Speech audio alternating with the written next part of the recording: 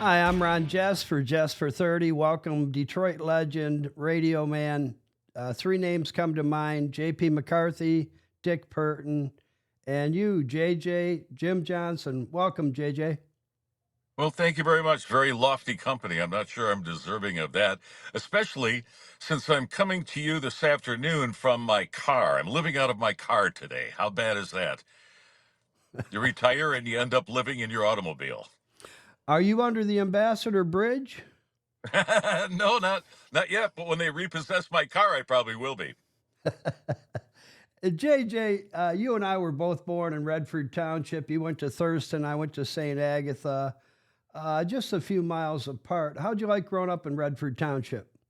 It was like growing up in Leave It to Beaverland. It was idyllic, actually. My parents were Ward and June Cleaver. My sister was Wally, and I was the Beaver. Were you close to your mom and dad, brothers, sisters, or? Yeah, my sister's 5 years older.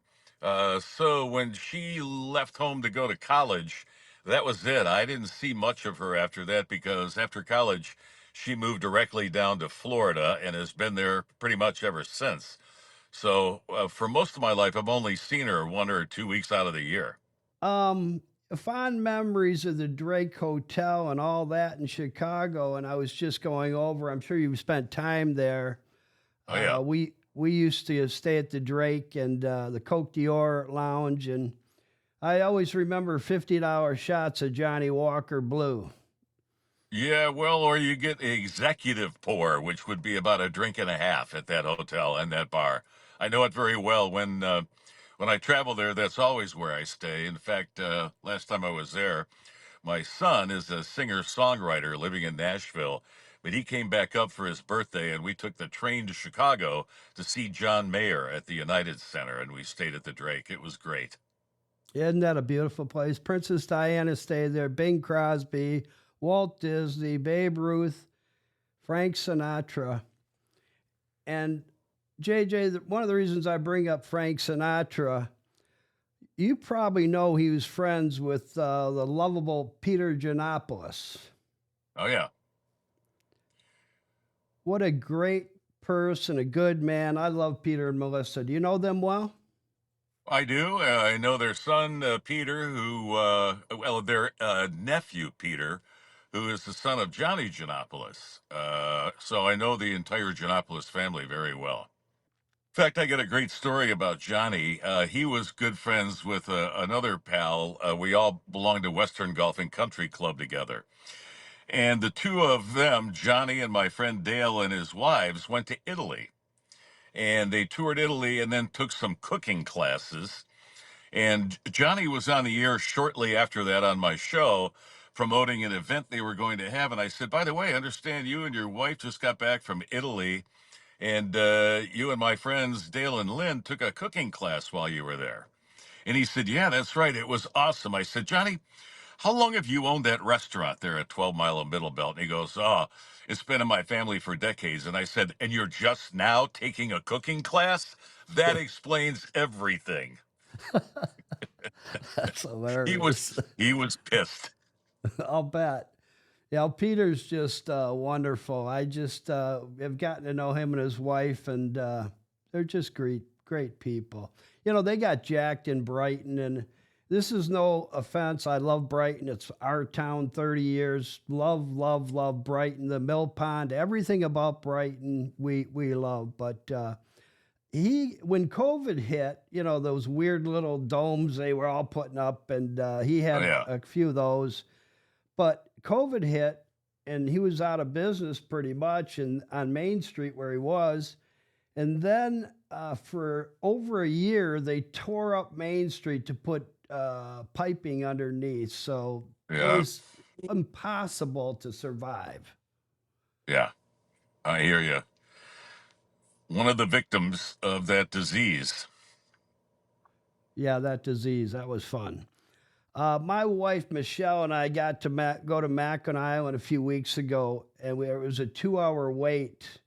Shepler's is gone, the ferry, and we we had a 2.5 hour wait. We said, that was a big no, JJ. It just isn't Yeah, happening. So we took off to Whitefish Point Shipwreck Museum. Have you been up there? I have. That's something, In isn't it? fact, it's really something. In fact, I went farther, and several years ago, I took my three sons along, and we went up to the Porcupine Mountains to see Lake in the Cloud, Where is and it that was magnificent. exactly? Well, if you keep going west about a half hour past the Porcupine Mountains, you'll be in Wisconsin. Oh, you're okay. Near Iron Mountain out that way? Yeah, even farther west. I didn't know there was such a thing. Oh yeah, it's a magnificent state park, and it's legitimate no shit mountains. We have mountains in Michigan. Most people don't know that. Didn't know that myself. We haven't been up Yep, there. Porcupine. It's worth the trip. So we've been big fans. It's fan is not a right word. We've watched and understood the Edmund Fitzgerald deal well. And my son was about 10 years old. We went down to Greektown, had breakfast, and every year they do at Mariners Church, they do the mass for the Edmund Fitzgerald. And they ring the bell, I believe, 29 Yep. times and one time Tw- for Gordon Lightfoot, correct? 29 is correct. And one for Gordon Lightfoot because of that great song of his, That's classic. isn't it? Yeah. So my wife is begging me. We're driving up. We had already come up from Houghton Lake. We have a house there, and we were driving up there, up to Mackinac, hour and a half, and she's begging me, "Hey, Ron, please do not play the Jason Rathel tape of you and him." So I put it right in. We played it. My wife and I, we've been married 44 years, so Oh she's my she's God. she's My Italian, and they don't laugh, my JJ. my condolences to her. Appreciate that. I'll let her know. But the funny thing was, she just laughed the whole way. We both did, all the way up listening to Jason. Isn't he the greatest? He's awesome. I love Jason. That was the last 4 years of my career I spent with Joanne Purton and Jason Rathel, and of 52 years, those are my four favorite years. The last four. No kidding. Yeah. That's kind of when you were doing a little bit of that Let It Rip. I saw you on there quite a few times, JJ, and it was usually, Hugh Perkins. Was it Hugh Perkins? It Uh, was Huel Perkins for the most part. Now, lately, I've done it a few times with Roop Raj. I adore both of them. But yeah, early on, I was there, I think, right when they kicked off Let It Rip. And I'd be on every 2 or 3 weeks. And it was Huel and Charlie Langton, and then myself, along with two other guests who probably leaned far to the left when I was on the show. So I was felt kind of ganged up on, but I didn't mind. I kind of like being in that position. oh, you handled it well. I used to watch you quite a bit, and I love the fact it was like a bunch of bullies on one guy, but I was with you all the way, Yeah. JJ, 100%, really. A funny thing about television is, I've been around this town a long time, so people recognize me from various events or charity things or brief appearances in years past on TV. But nothing like when I do Let It Rip. I'll go places and people look at me and say, "You're the guy, you're on TV, right? You're on," I said, "Yeah, Fox 2 News, Let It Rip." And he goes, "Oh, yeah, we see you all the time on Let It Rip." And I honestly, it's a little frightening because it's a controversial show, but I never got any negative commentary. That's So, incredible, really. I mean, yeah, but I the thought the power of reason, TV is incredible. When you're on TV, in this town anyway, you get recognized no matter where you go. well, not only a radio star, you're a movie star now, eh? Well, I wouldn't go that far. No, you were good. I appreciated those shows. It just struck me. I thought, well, maybe JJ's doing this because it's the end of your career. That would have been maybe harder with, especially the politics today, to do that 20 years ago. I think. Well, I was doing it 12 years ago. Were you? That's when it started. Yeah. And back then, I was doing middays at WOMC, and I got a little pushback from the people I worked with, but I had been doing it since before I started working there. So I was kind of grandfathered in. And theoretically, to do something like that, I should have gotten permission from our corporation. And what I came to find out later was if we got a couple of phone complaints saying, how can you employ this guy who's spewing this nonsense on Let It Rip? And so they knew they'd get a little bit of that. And the agreement was, unless it got serious, I could continue doing it as long as I told them each time I was going to do it. And they were supposed to be getting permission from the corporation to allow me to do it because according to the corporation, I couldn't even do a newspaper interview or a podcast like this without getting corporate permission from our lawyers. But the two people that I work for just sort of ignored it, swept under the rug, and they never asked permission from the corporation. And we all got away with it for all those years. So nothing bad really happened. That's awesome. JJ, have you ever heard of Louis Lee and Michaela Prew, Prew? No, I don't know those names. They're up and coming in Michigan. Darren McCarty calls Louis Lee basically the next Kid Rock. He's and that's pretty high praise. He just loves them, and they both done Nashville. They're rock and country, JJ. And they've done Nashville. They've done the Arc. They did the Arts Beats and Eats, Michigan State Fair. Both future guests on here. And I just wanted to give them a little heads up, a little promo, I guess you'd say. They're both really good, JJ, really young and all over the stage. Wow. I'm going to go look them up after our show. Whoa. The story starts in July when our love, it came alive.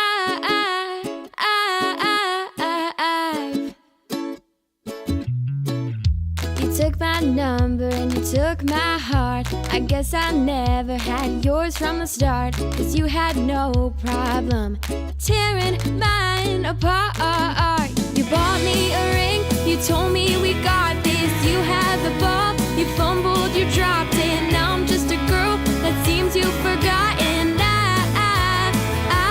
Ouch. So I'll watch you go through the same door you came. I hope you know I'll never be the same after the games that you play.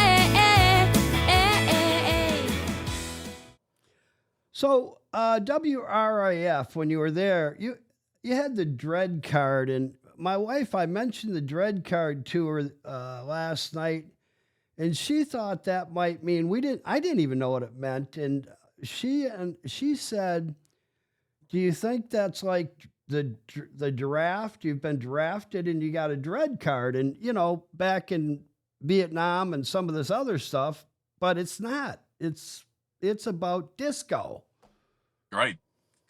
Yeah. It was like the late 70s, 78, 79, and the nationwide disco was igniting. It was taking off like no other format.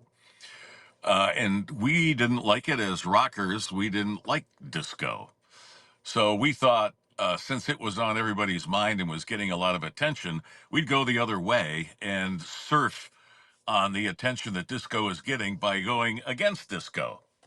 And it all worked out. I don't know how many hundreds of thousands of those cards we gave away, but a lot, never ending. And you had to work for it, because back in those days, you had to send the radio station a self-addressed stamped envelope, mail that to us, and then we'd stuff the envelope with a Dread card and send it back in the mail. So you had to kind of work at it. to get it. So it only went to the people who wanted it that badly. Well, I kind of miss those days. I don't get Christmas cards anymore, and we don't send them. No, It came to the point where we were sending out 120 and we were getting back 50. And then, everybody did the same thing. Once it got down to 40 or 20 or 30, we said, we're not sending them anymore. But no, it was kind of, no. I like getting Christmas cards. Yeah, I mean, as a matter of fact, just before the show, I went to my mailbox and I had like 8 pieces of mail. Every single one of them went right into the garbage can. I don't get any real mail anymore. All my bills are paid online automatically. And I really honestly don't get any real legitimate mail anymore. JJ, you don't have to leave your house. I mean, I don't drink, but anybody who even drinks, you can have your weed delivered, your gummy bears, Un- your alcohol, your food. 100%. You don't have to leave home. No, that's crazy, isn't it? You need a phone and Netflix, and you're all good to go. Man, if you're an introvert, you're loving these times. Yeah. Remember Steve Dahl? I know Steve Dahl very well. We hired Steve Dahl from ABX at W4. I was the program director, and we needed a morning guy, and Dahl was enjoying some success at ABX. So we approached him and we hired him. So he was my morning guy. I did afternoon drive at the time, as well as program director duties. And it was a great run. And then he got invited to move to Chicago to do radio there. And but he had about 3 weeks left at W4 before he needed to be in Chicago. And he was working with my then partner, George Beyer, who was a kid who worked at a gas station in East Point and would call into the Steve Dahl show and do character voices. Well, it had graduated to him starting to come into the studio once in a while and do voices. And then all of a sudden it became a full-time job for him and he was on our payroll. Dick the Bruiser. And yeah. And when Dahl knew he was leaving, he told we were looking for a new morning guy, but we thought that some of this research we did suggested that a lot of the characters that George did were very popular. So we thought we're going to keep George and we're going to go find another host for the show who can host it with the characters already established with George. Well, Steve didn't like anything about that. And he complained and I said, well, it's my job to fill that show. You're leaving and you're not taking George with you, correct? He goes, no, I'm not. And I said, well, what would you rather have me do? Fire George? And he goes, I don't care. I don't think George should stay on after I go. I said, well, that's not your decision. And this went on for a couple of weeks. Then finally, with about a week to go, George called me up on a Sunday night. I happened to be at the station working. And he said that he got a call from Dahl saying that he wanted to do the last week by himself. And so don't bother showing up. So I called Dahl and I said, we've already had this conversation, Steve. George is staying. You're going to Chicago. God bless you. But George is staying here and we want some continuity on the show. So we need to have George on the show with you for the next week. He was doing stuff like turning off George's microphone during bits and that kind of thing. And then on that Sunday night, he was adamant. He said, no, I want to go out on my own, and I don't want George around for this week. I said, well, it's not your choice. George stays. And it went back and forth like this for a few minutes. And finally I said, you know what, Steve, if that's your attitude, then you can consider Friday your last day and come in and clean out your shit on Monday. And so I ended up sleeping at the station that night and met George when he came in. And that was our first day of doing the show together. Nice, nice. Steve Dahl went to Chicago and he made national news when he did, what'd they call that? The Disco Demolition. Disco Demolition Night, a twilight doubleheader between the Chicago White Sox and the Detroit Tigers. Yep. They had a crate out the outfield and they were burning records, and you probably know more about it than I do, JJ. Yeah. Well, in fact, they had a little bonfire of disco records there. People went crazy. It was good. It was a great radio promotion. But, I'm sure the White Sox were pissed because they had to forfeit the second game of that doubleheader. They cleared out the stadium, they ended play, and they forfeited the second game. Yeah, that Bill Veck, he was something else. He is the guy who sent out that guy was at 2 feet 5 inches A to midget, bat. yeah. Yeah, he did. And so, JJ, every show we do, all guests talk to what's close to their heart. And we are for the veterans, charities, and foundations. Is there one or two you'd like to mention? I'm a big fan. I'm a big fan of two, Tunnel to Tower Foundation and Wounded Warrior Project. I contribute to them both. And I talked to Frank Siller on several occasions. He comes to Detroit on a regular basis. And I often told him, I said, look, I'm going to be retiring, and if I can be of help. So I'm communicating with Frank Siller, and potentially I could get involved in the local Tunnel to Towers Foundation here. Yeah, somebody called me. I'm like a son of a sailor. My dad was on a destroyer in World War II, got hit by a kamikaze. So and my wife's dad was a colonel in the Army. But I'm going out to guard the wall in Hamburg Township. I have a 4-hour slot coming up in the next couple of weeks. Veterans they need more respect. They need more resources from the federal government. There's no reason, in my view, there's no reason that we have to have organizations like Wounded Warriors or Tunnel to Towers. That should all be built into the cake. They sacrifice for us, and the government should take care of it. It shouldn't be charities like Tunnel to Towers that's collecting money. That's why we pay taxes. That's my view anyway. I could be wrong, but that's how I look at the world.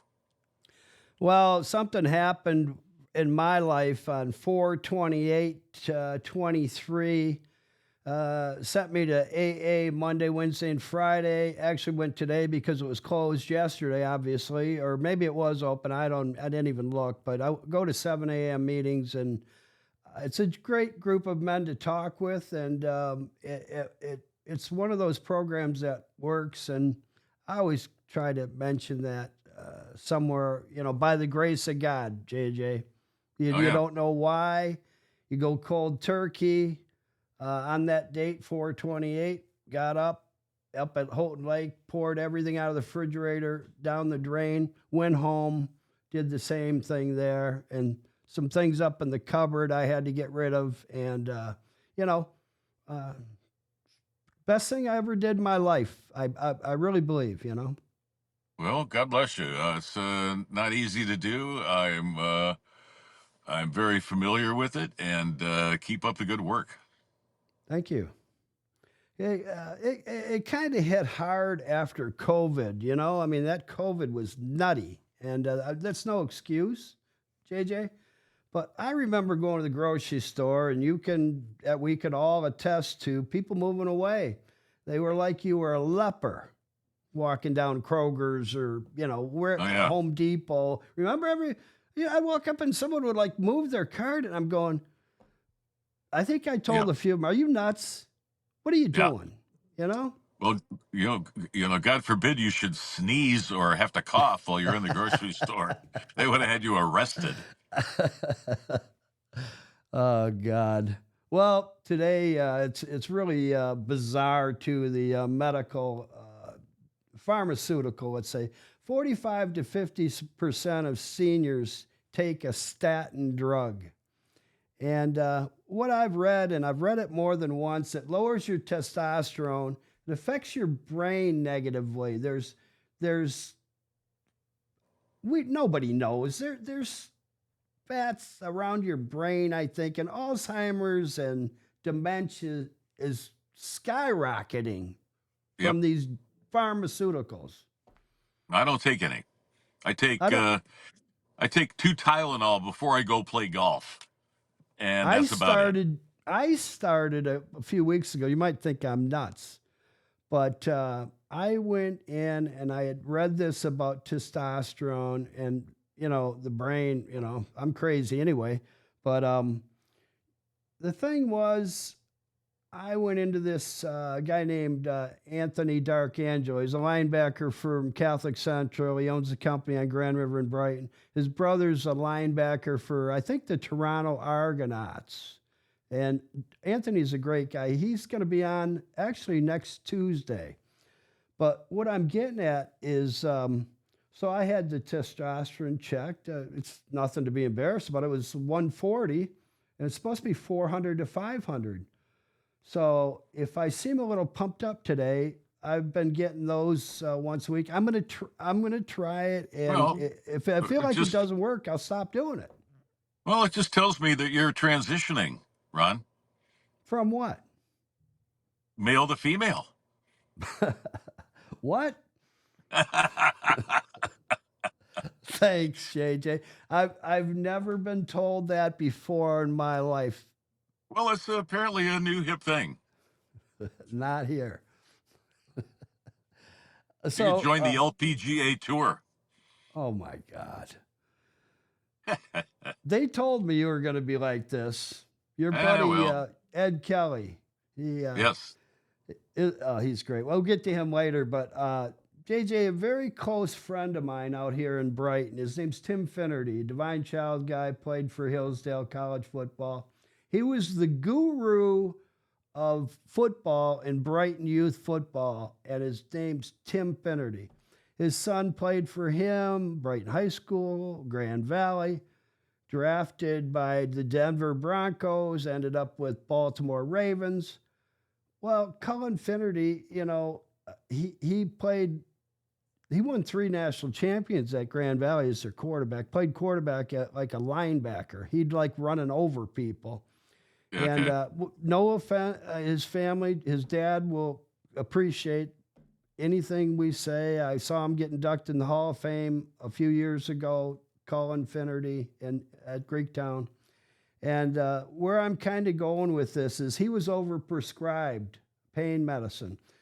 And the pain meds were really the downfall. So the only positive about it, his pharmacist lost his license. But as a dad, that's just a shame. Well, he survived, right? No, he died. Okay. Well, my oldest son died from a fentanyl overdose about 1.5 years ago. I'd heard that. So I'm not unfamiliar with that whole thing. And, people ask me about going through the grief process. And honestly, yes, I was grieving for the loss of my son, but there was a bigger story there, Ron, and the fact that over 100,000 people like my son die every day. It's an epidemic, a pandemic, if you will. And I think I was more grief-stricken about the amount of people who this drug is affecting and killing all over the world, especially here in America, more than 100,000. And we seem to be doing very little to stop it, whether it's confronting China on the production of the chemicals or confronting Mexico on allowing it to be processed there and then sold through the drug cartels and then smuggled across the border by the cartels and distributed here in the States to kill our young people. Not enough is being done to address that, and it pisses me off. Yeah, I could appreciate it. When it gets into your own home, I'm sure it's different. We haven't had that situation. However, we're really aware of it and wanted to bring that up based on, hey, if you help somebody, JJ? 100%. One, I could tell, that how old was your son and what did he do? You guys close, JJ? Yeah, he was 39 and was working manual labor jobs. He did construction. He built decks. He replaced roofs. He was kind of a jack of all trades. And he had a bad back, among other ailments. He had a condition called Marfan's syndrome, which is not many people have heard of, but it's connective tissue disorder. So he had a history of collapsed lungs that he had to have surgically repaired on a number of occasions. So he battled with that and a bad back. And the day he died, he was out breaking up concrete at some site and went home with a couple of coworkers to get some more tools, another sledgehammer. And he stopped by a gas station in Detroit, one that was and probably still is known to also distribute illicit drugs. And he bought something there for the back pain he was having while he was working, and he was dead within 10 minutes. Oh, God. Yeah. That's incredible. You know, someone who's healthy, and that's, I'm sorry. I'm more sorry, or more sorry, that it happens so frequently and so little is being done about it. Well, we can't look to Washington, D.C. today. Hopefully, we'll pretty soon be able to look there. You know, on another subject, I had lovable Lance Parrish here a few months ago. He's a great dude. And we get to golf together, and Darren McCarty's golf outing at Links and Novi a few weeks ago got really FaceTime with him and our foursome. And Jeff Wiskett was with us. He had another NFL guy from Catholic Central and Michigan State. Jeff's a sweetheart. One of your favorites that you'd have on. You know, a guy you just know is a gentleman, a man, and seems to have loved to the code that Catholic Central preaches. He really does. But Lance Parrish, I have his book here, and I just want to bring it up, JJ, because you know, he put it out in June, and he's kind of asked us to talk about it when we can, and I'd say go buy it. There's great stories in it. If you haven't read it, I bought it a month or so ago. Well, I will, but I also lived that era. As you know, that team was right in the wheelhouse of my career as JJ and the Morning Crew, 1984. We spent a lot of time with those guys doing promotional things or having them on our show and interviewing. It was a great year. I mean, they started out 35-0 or 35-3, was it? 35-5. Okay. It was unbelievable. And then they had that John Denver's song, "Thank God I'm a Country Boy," for brooming out the infield, right, in the fifth inning or whenever they do it. And we didn't particularly care for that song, so we wrote our own. We did a lot of parody songs back in those days. So we wrote one, George, for the most part. I added very little, called "Dancing in the Seats" to Martha and the Vandellas dancing in the streets. And as luck would have it, we had a contact with Martha Reeves, and ultimately she agreed to do the vocals for the song. Nice. So, and our intent was to have her do the vocals for the song along with the Bruiser. And we wanted we appealed to the Tigers to make that the song instead of "Thank God I'm a Country Boy." It never went that far, but we got a lot of PR out of it. And I'll never forget, one of the great stories is we're out in the studio in Livonia, Pearl Sound, and we're there ready to go to record her vocals. And she shows up in her limousine, but her manager came in and said she's too nervous. She doesn't want to do it. She's canceling, backing out. Oh. So we went to talk to her, and to no avail. Her manager went out to talk to her to try to calm her down and get her to do it. I think she was just nervous about her performance. I don't think it was anything that she had against doing the parody. She was just nervous about doing her performance part. We finally, after about an hour, got her to come in and give it a try. And we said if she didn't like it, we would never use it. And she agreed.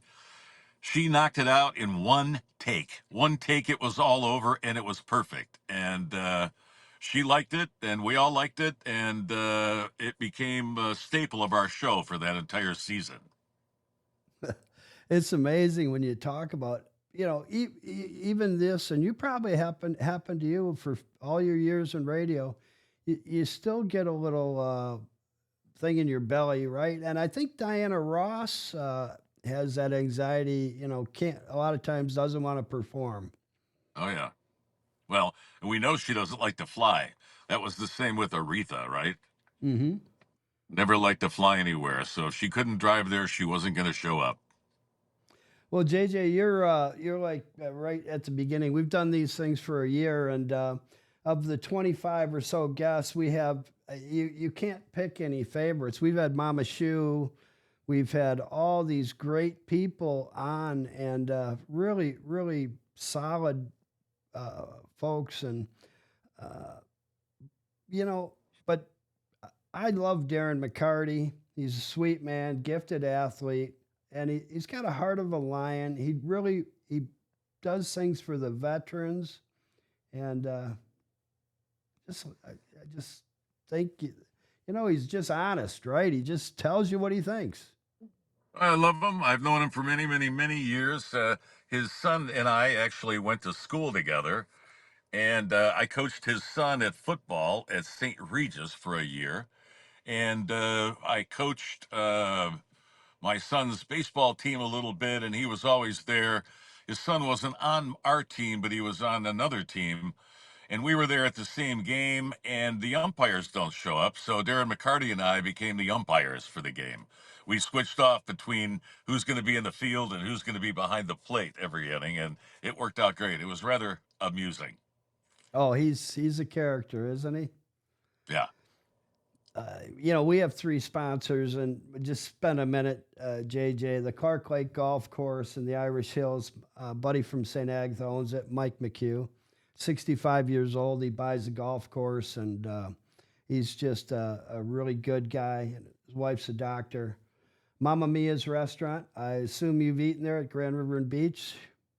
Funny you should bring that up because, back when I was a kid, you know what Redford Township was like. It's very, very middle class. Yeah. Maybe even lower middle class. First of all, we didn't go out to eat. That was a luxury that we got once a year, maybe. And secondly, there weren't restaurants back in 1966, 67. There just weren't restaurants around like there are now. And there were 2 in our area that we would go to infrequently. One of them was Mamma Mia's at Grand River and Inkster there. And the other one was Topinka's. If it was a really fancy occasion, we'd go to Topinka's. And that was it. My dad's father, Grandpa Jess, he came in from California, master plumber, and he had a little bit of money. We had 8 kids, my grandma Madden and our beagle named Lady in our house, 1,200 square feet. We had 1 phone, 1 bathroom, and a lot of fights. Yep. Fist fights. Yeah. Irish Catholic? Yeah, we like to fight. And, that was a different time. Powdered milk, and the Topinka's hits me good. That was, I think, 7 and Telegraph. And when Grandpa Jess came in from California, he had a little bit of money, so he treated the 8 kids to Topinka's. JJ, we didn't know what are all these forks? What are all that we had no clue. Yeah. And the parents, I had duck a la orange because Grandpa said you could have anything on the menu. Different duck times. A la orange. I've never had that in my life, by the way. That's good. It was and good. I've been fortunate now. Things are different. There's more restaurants and more money, so I am fortunate to have eaten at many of the finer restaurants around the world. But I've never had duck a la orange. Yeah, try it. We, when we moved 30 years ago to Brighton, believe it or not, I mean, there's about 30, 40 restaurants we're just off Main Street on Grand River here. and Yeah. probably 30 or 4 restaurants within a mile or half a mile of here. When we moved here, JJ, there was Champ's Pub and Cordoba Pizza, and I can't remember anyone else. Yeah. It's exploded, no doubt about it. Yeah, in some ways not great, you know. No, of course not.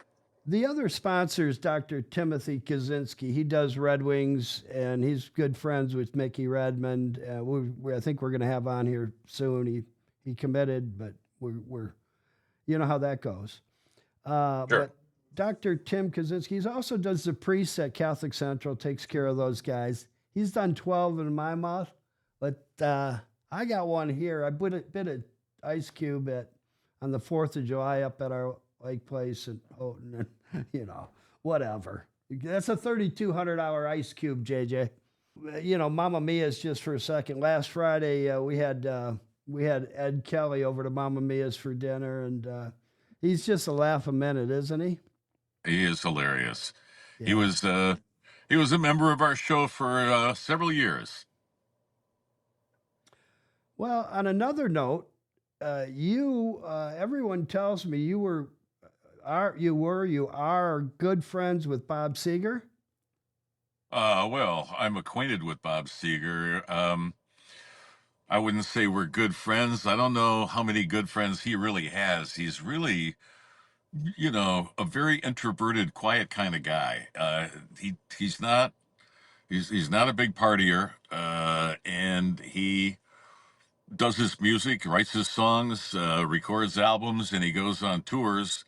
And other than that, he remains pretty quiet and you know, keeps to himself for the most part. We've played golf a couple of times, and we've, you know, had a couple of days where his manager had a home on a lake out on Pine Lake, and we would go out there on a Sunday afternoon and play water volleyball, and he'd be there for that. But it's not like I call him up tonight and say, "Hey, let's go have a beer," kind of thing. But we're well acquainted and have been since 1971, pretty much. Yeah, we have a close friend of ours that was his pilot. Actually, Bob Seger and Kid Rock shared a plane. Yep. And there was this little thing that little small. Both of them like. I think Kid Rock likes cigars, and I think Bob likes a cigarette here or there. And in that small plane, I mean, it wasn't a small plane, but it was not huge quarters either, JJ. And I think he had a little trouble with circulation. Oh yeah. Yeah, Bob does more than a little bit of smoking. Yeah. Were you So invited if you have ever been to a Bob Seger show, you know they usually take an intermission in between in the set, and that's the reason they take the intermission, so he can go backstage, and he climbs down the stairs in the back of the stage, and he sits on the bottom stair and smokes a couple of cigarettes, and then he goes back up and does the rest of the show. Does he really? Were you ever invited on the plane to fly with those guys? No. He's just really, you know, his comment was he just heard nothing but good stories about Bob Seger and Kid Rock, that both of them were really good guys. And Look, they're from Detroit. They're Detroiters. We're all good guys here in Detroit. People admire the people of Detroit all over the country because we're good, solid people and very generous and very appreciative for what we've got. So they've got that in their DNA, just like you and I do. yeah, it's a good thing, JJ. You know, it's funny you say that though, and it's personal. Well, who you like, who you don't like, and I just could never appreciate Eminem, and it's just that everybody. I like Bocelli. I like, you know, all the rock guys. We saw a couple guys at James Taylor out at Pine Knob this year. We've seen Smokey Robinson. We've seen Eminem. You know, that snarly attitude I can't appreciate. You've got it all. You supposedly came from nowhere and you can't smile. That Yeah. maybe you might know something I don't know, but I'm just gonna say that's how I feel. I don't know him very well at all. I'm not a big fan of rap music to begin with. The only connection I have with Eminem is my son, who's a singer-songwriter in Nashville, records his music. He's probably done a dozen songs at 54 Sound in Ferndale, where Eminem did 8 Mile.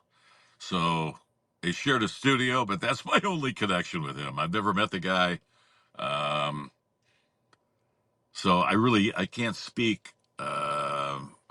I can't speak to how he is personally. I've never spent any time with the guy, and you can't judge by their persona because that's their shtick. You know what I mean? Whether he's like that 100% of the time, or whether that's just his shtick when he's on, I don't know. Well, you know, some of these guys, Louis Lee, who I mentioned earlier, he crosses over into some rap, but the dude's smiling and laughing and jumping all over the stage. And Kid Rock jumps from country to rock to a little rap in there too. But he's having a good time, and it's I don't know. People say you shouldn't judge. Well, I got to judge if I want to go see you, or if I don't want to see you. I just don't like Eminem. That's all. Yeah, I hear you.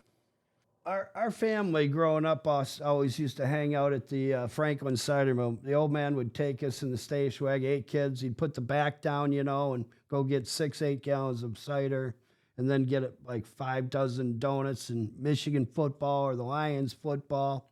And Franklin cider mill is awesome. And we have one out our way here. It's called the Parshallville Cider Mill. And I was talking to Jack, the owner, the other day, Sunday after Mass, and stopped in and went in there. It was a beautiful day. And he's put it up for sale. I'm going to show this to Tori here. I probably can't see this, but this cider mill is just cool. It's on about 8 acres. It's the Parshallville Cider Mill. And I'm sure it's a fine place, but their donuts are not as good as Franklin's.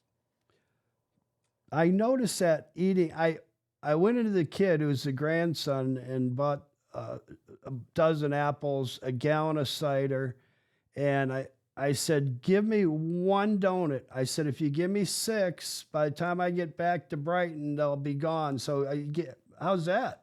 1 donut. I said the sugar-coated donut or cinnamon sugar. And no, sorry, Jack. They're not as good as Franklin. They're not even close. You need to cook them a little more. I don't know what the secret is, but Franklin is above every other cider mill I've ever been to in any part of the country. Well, Franklin's it's like the pizza. best. You know, you go to Little Caesars or all these different guys in town, and I used to make pizzas at Mamma Mia's, and the second Little Caesars in history was at $7 grand, JJ. And you know who owned it? I didn't know that. You know who owned it? No idea. I had 3 sisters work there, Kathy, Denise, and Diane, and me, about 12 years old. The people who owned it, it was Marion Illich, his mom and dad. And, okay. But we cooked pizza. We made chicken there. We made spaghetti there at that Little Caesars. I mean, it was good, JJ. Yeah. And you know what? People kind of like those donuts. They make them a little crunchy there at Franklin Cider. This one I had the other day was not crunchy. And the thing about it is, these rotten pizzas that Little Caesars sells over here that they cook for 2 minutes, they're not even cooked. I know. You know, but Fast food. yeah. So maybe you'd like to buy it. It's for sale. Parshallville Cider Mill, $750,000 with the 7 acres, and a river. Nice. You interested? I'm moving to Florida, pal. There are not many cider mills in Florida. That much I can tell you. Can you speak of some of your favorite people in 52 years and all the great people? Well, I mean, that runs the gamut. If you're talking about local people. Some of the nicest people I met in the media here have become good friends. Huel Perkins and his wife Priscilla, they're the best of the best. I was pals with Rich Fisher and Bill Bonds from Channel 7 for years and years. The TV side, Doris Biscoe who recently passed away. Just absolutely marvelous. Um, and the radio people have all been good. You when you're in radio, it's like a brotherhood. So it doesn't matter if you're in Georgia, Ohio, Michigan, wherever you are. If you run into somebody who works in radio, there's an instant connection, and it's all great. If you're talking about like rock stars, I really never had a bad experience. We were very close with the members of Journey for a number of years. They would come to town, we'd have dinner, and then we'd have a softball game with the members of the band at Southfield High School. The only guy, and everybody asked me, well, who sucked? Who did you hate? I don't hate anybody, but the worst experience I ever had was with Lou Reed, of all Really? people. I was doing a video show on TV. I think it was a Channel 7 piece, actually, because I worked there for a while.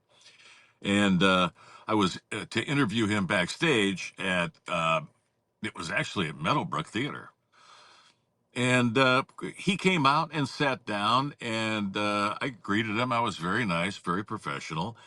And I started with a question, and he just sort of looked at me and didn't say anything. So I went on to my next question. He just looked at me and nodded his head or grunted or did whatever.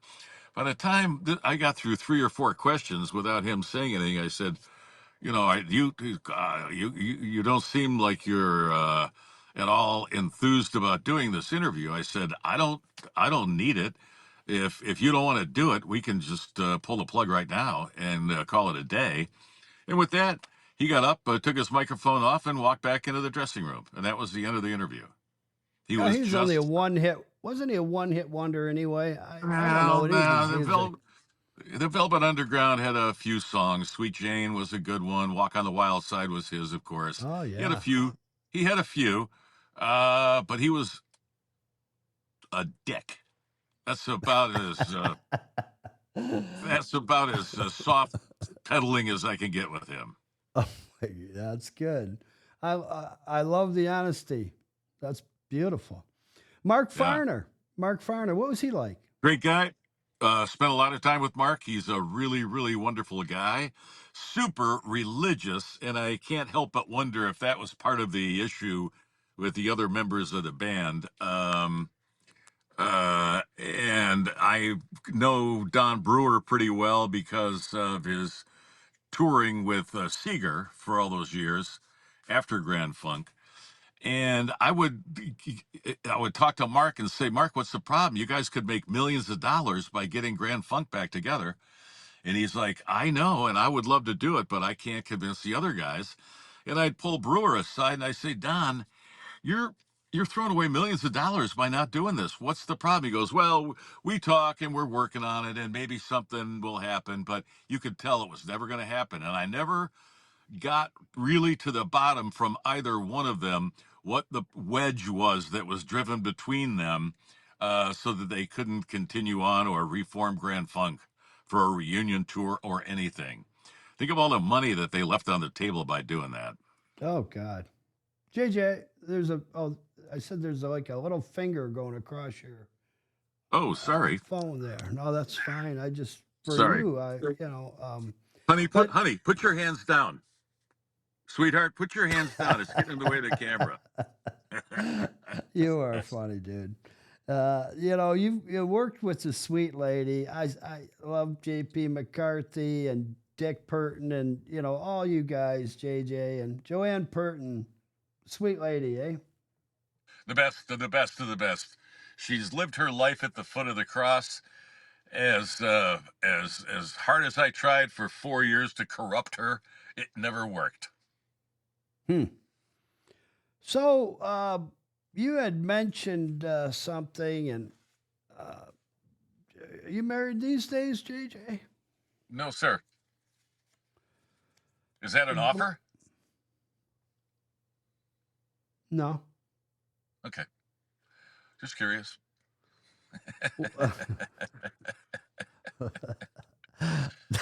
No, no girlfriends, Oh my no God. wives at the moment.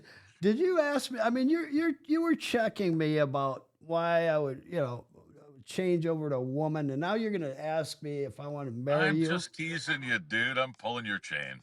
I'm from Redford. I listen to everything, JJ. I may I not react understand. too well. I might not be very smart, but I do listen. You know. So in the last 8 weeks, we've had Sean Blesian, Ed Kelly, Jason Rathel. What's with you radio guys? Are you guys all into self-torture? Apparently.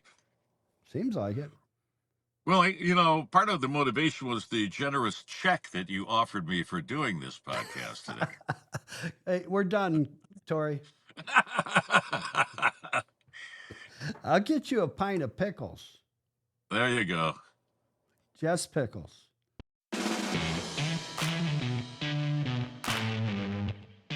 You make your own pickles? Yeah, at the end of the show, everybody has to try one. You and Mel Farr are the 25, 30 people we've had. He was in Atlanta, and you're in your car. But yes. I will ask you this. JJ, I had, if you don't mind, someday we can meet up. Everybody, I met him at Mike 1 down on Broadway during the, all right. His dad, there was a tribute to his dad. He invited me down there, and it was 2,200 black people and me and a couple other guys. And Mel loves pickles. All right. So we do weird things, JJ. That's all right. Everyone does. We all have our own little proclivities to weirdness. Well, we're good. And I just wanted to say I'd love to get together with you and at least do a little 10-minute thing, or it'll actually be 2 minutes just on the pickles. And we've done it with everyone, and I hope you can give me a couple minutes to do that. I've really enjoyed spending time with you. I would love to do that, Ron, and very much appreciate the invitation. Great. Yeah, we sent 2 pints out to Mel Farr Jr. last week, so he's he's, like I said earlier, he's the pickle guy. But no, you're just everything everybody said, and you're a legend in Detroit, and that must feel good to you to be that way.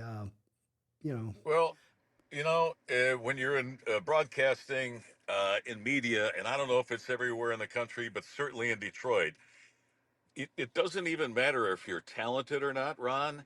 It's the fact that if you stick around for a little while, they love you like an old slipper, and you're familiar, and you're actually part of their family. And that, aside from the charitable work, something else I'd like to be remembered for is just being the guy next door. I happen to be on the radio, but people look at you as a member of the family or the neighbor across the street.